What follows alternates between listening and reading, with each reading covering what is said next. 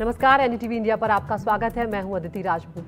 तो शुरुआत कर रहे हैं। केंद्र सरकार ने सरकारी कर्मचारियों के लिए जो नई सौगात लेकर आई है, यूनिफाइड पेंशन स्कीम लॉन्च की गई है। केंद्रीय कैबिनेट की बैठक में इसे मंजूरी मिल गई है। केंद्रीय मंत्री अश्विनी वैष्णव ने बताया कि यूनिफाइड पेंशन स्कीम 1 अप्रैल 2025 से लागू होगी। इसका फायदा 23 लाख केंद्रीय कर्मचारियों को होने जा रहा है। उन्होंने बताया कि कर्मचारियों को कंट्रीब्यूट करने की जरूरत नहीं होगी। सरकार अपनी तरफ से कर्मचारी की बेसिक सैलरी का 18.5% कंट्रीब्यूट करेगी। इस योजना के तहत अगर किसी कर्मचारी ने न्यूनतम 25 साल तक काम किया तो रिटायरमेंट के पहले नौकरी के जो आखिरी 12 महीने की बेसिक पे होगी उसका 50% पेंशन के रूप में मिलेगा। अगर किसी पेंशन भोगी की मौत हो जाती है तो कर्मचारी की मौत के वक्त मिलने वाली पेंशन का 60% हिस्सा जो होगा वो उनके परिवार को मिलेगा। और साथ ही अगर कोई 10 साल के बाद ही नौकरी छोड़ देता है तो उसे 10,000 रुपये पेंशन मिलेगी। इस स्कीम से करीब 23 लाख सरकारी कर्मचारियों को फायदा होने जा रहा है।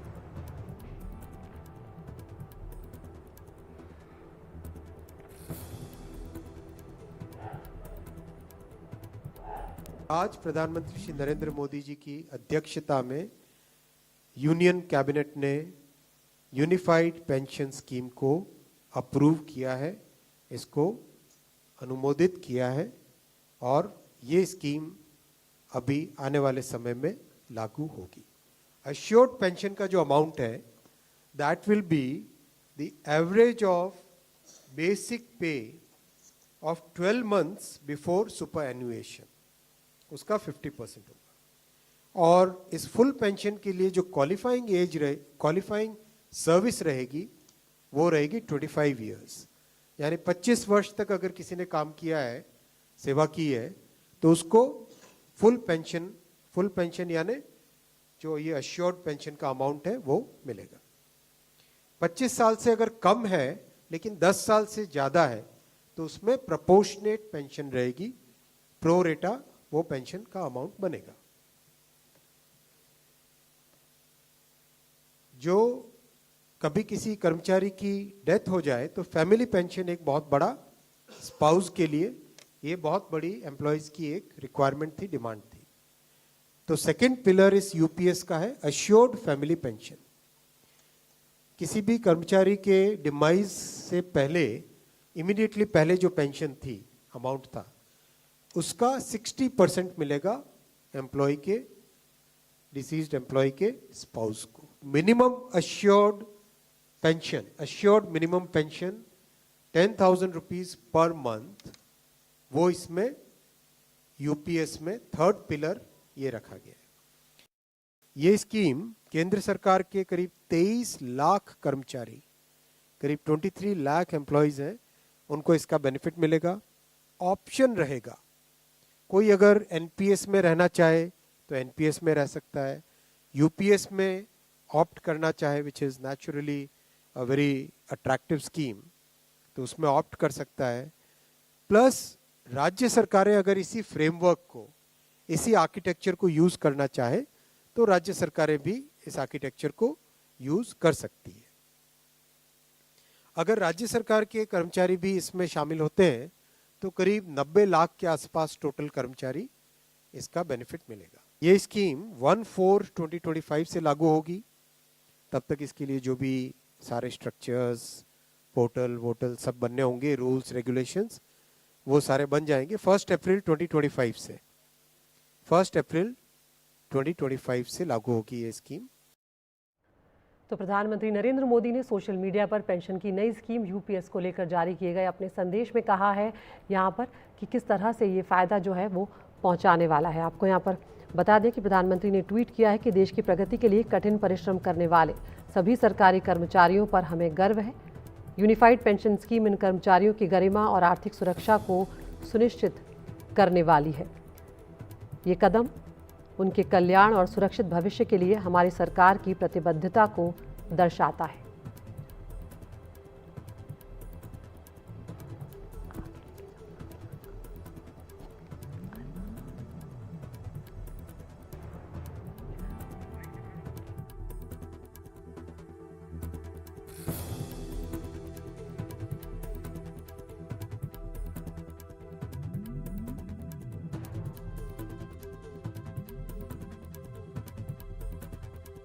अब कोई कंट्रीब्यूशन जो है वो यहाँ पर नहीं करना होगा और सरकार ने जो अपना कंट्रीब्यूशन है वो भी यहाँ पर बढ़ा दिया है। तो हमारे साथ यहाँ पर बेहद खास मेहमान जो हैं इस मुद्दे पर चर्चा करने के लिए जुड़ रहे हैं। हमारे साथ अजय दुआ जुड़ रहे हैं, पूर्व सचिव हैं भारत सरकार के। दुआ साहब, बहुत शुक्रिया, आपने वक्त निकाला हमसे बातचीत करने के लिए। आप किस तरह से देख रहे हैं इस स्कीम को, क्योंकि यहाँ पर सरकार का ये दावा है कि बहुत ज़्यादा जो है एक फ़ायदा होने वाला है और कहीं ना कहीं सरकार को ये भी यहाँ पर लग रहा है कि जो कर्मचारी एक लंबे वक्त से इंतजार कर रहे थे उनके लिए एक बड़ी राहत होगी। जी, मैं इसका स्वागत करता हूँ। मैं तो ये कहना चाहूँगा कि ये इतना अच्छा स्टेप है कि सरकार ने ये कुछ वर्ष पहले ही लाना चाहिए था। कारण जैसे हम देख रहे हैं, सरकारी कर्मचारियों की मांगनी थी कि हमें अश्योर्ड पेंशन चाहिए, हमें मार्केट लिंक्ड पेंशन नहीं चाहिए। नया एनपीएस जो था, जो 2004 से लगा था, उसमें उनका कंट्रीब्यूशन था, सरकार का कंट्रीब्यूशन था 14%, उनका 10%, पर ये सारे पैसे स्टॉक मार्केट में और दूसरे जो इंस्ट्रूमेंट्स पेंशन अथॉरिटी ने अप्रूव किए थे उसके अंदर लगते थे। तो अनिश्चितता आ गई थी कि कितनी पेंशन होगी, क्योंकि उसके ऊपर मार्केट का प्रभाव था, खुले बाजार में शेयर्स का क्या, इकोनॉमी कैसे चल रही है इत्यादि। तो कई इलेक्शनों के पिछले, जैसे आपको याद हो, 4-5 इलेक्शंस में, स्टेट इलेक्शंस में ये बहुत बड़ा मुद्दा बन गया था। और जब नॉन एनडीए सरकार आई, उन्होंने पुरानी स्कीम को रद्द करके, ये एनपीएस को रद्द करके पुरानी ओपीएस पे चले गए थे। आज की जो स्कीम है ये ज्यादा ओपीएस जैसी है, कारण इसके अंदर बेनिफिट अश्योर कर दिया गया है। जो पहले स्कीम में था 50%, अगर आपने पहले 20 साल की नौकरी पे था, अब 25 साल की नौकरी पे कर दिया गया है। फैमिली पेंशन को बढ़ा के जो 5 बड़े मुद्दे हैं वो 60% कर दिया गया है। इन्फ्लेशन इंडेक्सेशन कर दिया गया है डीए और बेसिक पेंशन पे। साथ साथ ये भी कह दिया गया है कि एक ग्रेचुइटी के अलावा हर 6 महीने की नौकरी के बाद आपको एक लमसम कंट्रीब्यूशन का आप एंटाइटल्ड हो जाओगे और पेंशन के टाइम वो दिए जाएंगे। और 5वीं चीज़ इसकी है कि आपके पास ऑप्शन है कि आपको अगर किसी को एनपीएस अच्छी लगती है वहाँ रह सकता है, जरूरी नहीं है कि वो यूपीएस पे ही आए। मेरा ये कहना है, ये जो फ्लेक्सिबिलिटी दी गई है और ये जो सरकारी नौकरों की डिमांड थी, इसको बहुत अच्छा किया है सरकार ने। एक वो थोड़े से आप दिल लगा के काम करेंगे, और दूसरा इसका पॉलिटिकल पार्टीज जो फायदा ले रही थी, अब उनको एक मुद्दा उनके पास कम हो जाएगा, क्योंकि सरकार ने सोच समझ के एक कमेटी बना के और अपने ऊपर ज्यादा बोझा ना लेते हुए 6,250 करोड़ रुपए का केंद्र शासन पे बोझा है।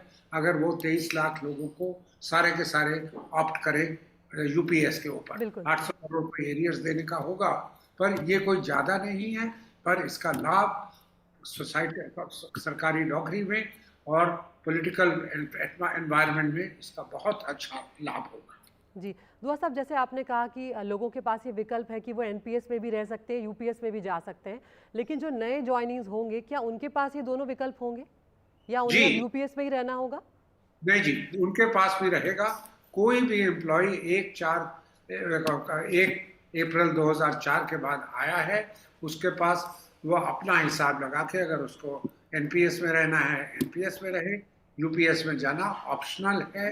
कोई कम अभी तक तो का रूल बने, उसमें मुझे नहीं लगता कोई फेरबदल होगा, वो भी ऑप्शनल ही रहेगा। जैसे जिनको पहले ओपीएस मिलता था उनके लिए ऑप्शन दी गई थी, बट जो 1/4 के बाद एम्प्लॉयज आ गए थे उनके लिए कंपल्सरी कर दिया गया था। अब यूपीएस में कोई कंपल्शन नहीं। जी दुआ साहब, यहाँ पर एक बात और मैं समझना चाह रही हूँ, जिस तरह से हम देख रहे हैं कि जो मोटी मोटी बात समझ में आ रही है कि सरकार ने अपना योगदान जो है उसे बढ़ाया है, और जो रिस्क फैक्टर था, जो हमारा जो योगदान था, जो दूसरे लोगों के पैसे में जो रिस्क फैक्टर था, उसको यहाँ पर कम किया है। तो जो बाजार पर निर्भरता थी वो कुछ हद तक कम हुई है यहाँ पर। जी, पहले एम्प्लॉय का कंट्रीब्यूशन था 10%, वो अभी भी रहेगा। सरकार का कंट्रीब्यूशन था 14%, वो 14% को 18.5% तक ले जाने का सरकार प्रोविजन कर रही है। कारण जो मिनिमम उन्होंने मिनिमम जो गिना है देने के लिए, कितना सरकार को पैसा प्रोवाइड करना पड़ेगा बजट में, वो किया गया है। पर साथ साथ सरकार ने जो पुराना फंड था जिसमें 10% सरकार डालती थी, एम्प्लॉय डालती थी, वो रहेगा। उसके अंदर एन्युटी आती रहे, एन्युटी की वैल्यू होगी, उसके अंदर रिटर्न होगी। जो एनपीएस पे रहेगा उसको वो मिलने का अभी भी उसके पास ऑप्शन कंप्लीट है। पर और जो 18.5% मैक्सिमम सरकार ने अपने लिए रखा है का हिसाब, एक्चुअल वैल्यू अगर कम हुई इंश्योरेंस की, हो सकता है कि सरकार को 17% ही देना पड़े, 18%, 18.5% की जगह। तो सरकार का ये जिसे कहते हैं इंश्योरेंस एक्सपर्ट से पूछ के, लाइफ स्पैन देख के, सब चीज़ें देख के उन्होंने प्रोवाइड किया है 18.5% मैक्सिमम।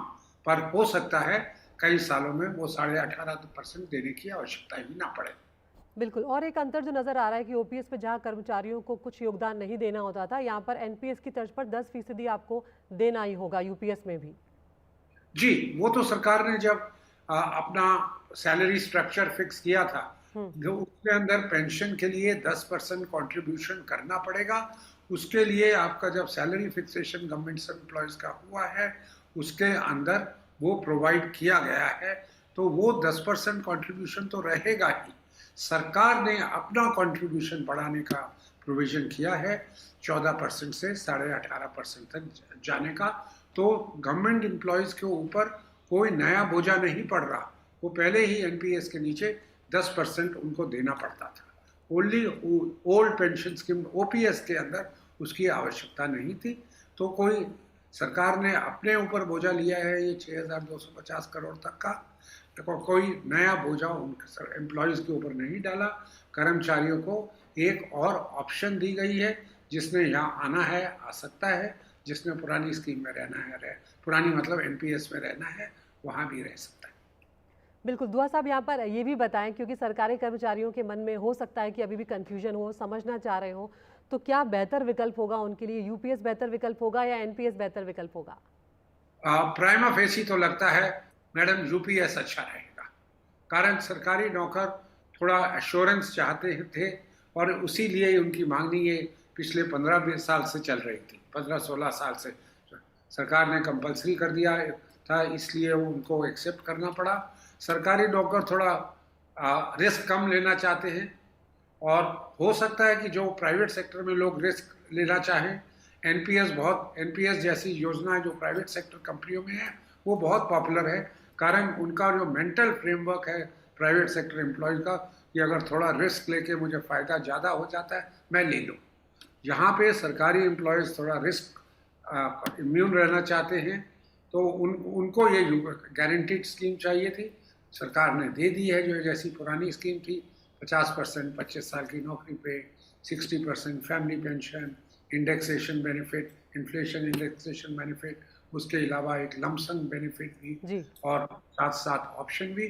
तो मुझे लगता है ज़्यादा से ज़्यादा सरकारी नौकर अब यूपीएस की तरफ जाएंगे। बिल्कुल। अजय दुआ साहब, एक सवाल और यहाँ पर मैं समझना चाह रही हूँ कि 10 सालों के बाद अगर रिटायर होते हैं तो 10,000 रुपये पेंशन जो है वो मिलने वाली है। तो ऐसे में अगर कोई कम ड्यूरेशन की सैलरी वाले, कम ड्यूरेशन का कार्यकाल है, किसी का ज़्यादा वक्त की नौकरी हो गई है, उसमें भी क्या अलग अलग स्कीम जो है वो फ़ायदेमंद हो सकती है कि कम वालों के लिए एनपीएस बेहतर है, ऐसा है क्या?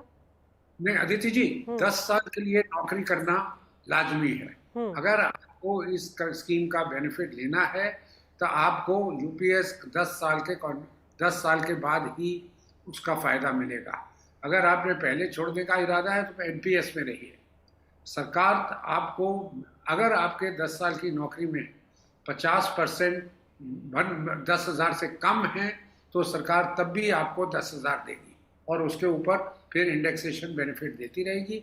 और उसके साथ साथ अगर आपने 10 साल की जगह 15 साल पे रिटायर हो रहे हैं तो 15 साल का हिसाब लगा के आपको सरकार आपकी 50% पेंशन देगी। तो सरकार इसके अंदर मिनिमम बस रखा है कि आपको हम जो मिनिमम 10,000 आपको देंगे वो तभी आएगा आपके पास अगर आपने 10 साल की नौकरी की है। उससे कम का पहले भी सरकारी नौकर पेंशन के लिए एलिजिबल नहीं होते थे ओपीएस में, अभी भी वैसा ही एक प्रावधान रखा गया है। बिल्कुल। अजय दुआ साहब, बहुत बहुत शुक्रिया, आपने बहुत ही सरल तरीके से सरल भाषा में समझाया है। अब मुझे लगता है कि कोई कन्फ्यूजन अब इस मामले में नहीं होगा। बहुत बहुत शुक्रिया आपका एक बार फिर से। धन्यवाद। तो इस नई पेंशन स्कीम को लेकर ज्यादा जानकारी दे रहे हैं मेरे सहयोगी अखिलेश शर्मा। पेंशन का मुद्दा एक ऐसा मुद्दा रहा है जिसका हमेशा से राजनीतिक पहलू रहे हैं। जब ओपीएस खत्म करके एनपीएस लाया गया तो कांग्रेस ने बाद में इसको एक बड़ा मुद्दा बनाया। कई विधानसभा चुनाव में कांग्रेस ने ओपीएस पर वापस जाने का वादा भी किया था। हिमाचल प्रदेश में कांग्रेस को मिली जीत के पीछे इसका एक बड़ा कारण भी माना गया था। हिमाचल प्रदेश और राजस्थान दोनों ही राज्यों में कांग्रेस ने ओपीएस पर वापस जाने का वादा किया था। ये बात अलग है कि अभी तक उस पर वापस जाने में अमल नहीं हो सका है, क्योंकि जो राशि जमा कराई गई थी एनपीएस में उसको वापस नहीं किया गया है। यही कारण है और कि कांग्रेस ने बाद में कर्नाटक जैसे राज्यों में इस तरह का वादा करने से अपने आप को बचाया और हाल के लोकसभा चुनाव में तो ओपीएस का जिक्र तक नहीं किया, क्योंकि कांग्रेस के भी जो शुभचिंतक अर्थशास्त्री उन्होंने समझाया था कि ओपीएस पर वापस जाने का फैसला देश की अर्थव्यवस्था के लिए ठीक नहीं होगा। लेकिन हाँ, गारंटीड पेंशन हो इसकी मांग लंबे समय से की जा रही थी, क्योंकि एनपीएस में पेंशन की गारंटी नहीं होती, क्योंकि ये सीधे बाजार से जुड़ा होता है। यही कारण है कि पिछले साल सरकार ने वित्त सचिव की अध्यक्षता में एक समिति बनाई थी। इसकी घोषणा वित्त मंत्री निर्मला सीतारमण ने अपने बजट भाषण में की थी और अब इसका ऐलान किया गया है कि यूपीएस बनाया जाएगा, जिसमें कि गारंटीड पेंशन होगी। यानी 25 साल की नौकरी जिनकी हो चुकी है उनके आखिरी 12 महीने का जो औसत वेतन होगा उसका 50% गारंटीड पेंशन के तौर पर मिलेगा। ये केंद्र सरकार के कर्मचारियों के लिए बहुत बड़ी खबर है और निश्चित तौर पर इसके अपने राजनीतिक पहलू भी हैं, क्योंकि हरियाणा और जम्मू कश्मीर के विधानसभा चुनाव का ऐलान हो चुका है, वो प्रक्रिया चल रही है। जल्दी ही महाराष्ट्र और झारखंड के विधानसभा चुनाव भी होंगे और अगले साल शुरुआत में दिल्ली विधानसभा चुनाव भी होगा। ये तमाम वो राज्य जहाँ पर बड़ी संख्या में कर्मचारी काम करते हैं और वो सरकार बनाने बिगाड़ने में एक बड़ी भूमिका निभाते भी हैं। पिछले कुछ वर्षों में कई कारणों से जो मिडिल क्लास है वो सरकार से नाखुश दिखाई दे रही थी और यही कारण है कि ये बड़ा फैसला सरकार का माना जा रहा है। आपको बता दें कि 23 लाख तो कर्मचारी केवल केंद्र सरकार के हैं। अगर सभी राज्य सरकार इसको लागू कर देती हैं तो करीब 93 लाख कर्मचारियों को देश भर में इसका सीधा फायदा मिलेगा। अगर एक कर्मचारी पर आप 4 वोट भी जोड़ें तो कम से कम 4 करोड़ वोट जो हैं देश भर में वो इस पर प्रभावित होते हैं। ये बात अलग है कि केंद्र सरकार के खजाने पर कम से कम 6,000 करोड़ का खर्चा या भार जो है वो बढ़ने वाला है इस यूपीएस के जरिए। लेकिन केंद्र सरकार को लगता है कि कम से कम जो कर्मचारी हैं उनका भविष्य सुनिश्चित हो सके, उनको एक सुनिश्चित पेंशन मिल सके, इस दिशा में कदम उठाया गया है। लेकिन हाँ, ये जहाँ तक सियासी सवाल है, कांग्रेस पार्टी भी अब हो सकता है कि इसका समर्थन करे, क्योंकि वो भी गारंटीड पेंशन की ही मांग कर रही थी और अब ऐसे में ओपीएस पर वापस तो नहीं जाएंगे, लेकिन हाँ यूपीएस करके एक नया प्रोडक्ट जरूर सरकार ने लॉन्च कर दिया है। और इसके बाद जो एनपीएस था उसका भविष्य क्या होगा ये भी देखने की बात होगी, क्योंकि अटल बिहारी वाजपेयी सरकार के वक्त एनपीएस को लागू किया गया था और यह पेंशन सुधार की दिशा में बड़ा कदम माना गया था। लेकिन अब जबकि यूपीएस लॉन्च हुआ है, विकल्प दिया गया है केंद्र सरकार के कर्मचारी को, तो ऐसे में लगता है कि अधिकांश जो कर्मचारी है वो यूपीएस की ओर जाएंगे और ऐसे में एनपीएस का क्या होगा ये भी एक बड़ा प्रश्न है।